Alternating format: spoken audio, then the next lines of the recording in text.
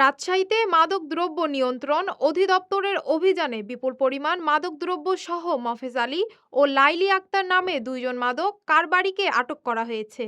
জেলার চারঘাট থানার সলুয়া ইউনিয়নে অবস্থিত লাইলি বেগমের বাড়িতে অভিযান চালিয়ে তাদের আটক করা হয়। এ সময় ওই বাড়িতে মজুতকৃত ৩৫টি বস্তায় মোট ৭৫ কেজি গাঁজা জব্দ করা হয়। রাজশাহী বিভাগীয় মাদকদ্রব্য নিয়ন্ত্রণ অধিদপ্তরের অতিরিক্ত পরিচালক মোহাম্মদ আলী আসলাম হোসেন বিষয়টি নিশ্চিত করে জানান, ঈদকে সামনে রেখে একটি চক্র মাদকদ্রব্য বিক্রির জন্য মজুত করছে।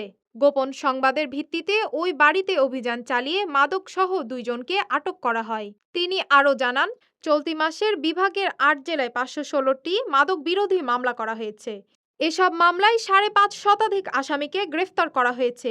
জব্দ করা হয়েছে বিপুল পরিমাণ মাদক, গাঁজা, ফেনসিডিল, ইয়াবা, হিরোইন সহ ট্যাপেন্টাডল ট্যাবলেট ভারত থেকে পাচার হয়ে দেশে আসছে বলেও জানান মাদকদ্রব্য নিয়ন্ত্রণ অধিদপ্তরের এই কর্মকর্তা।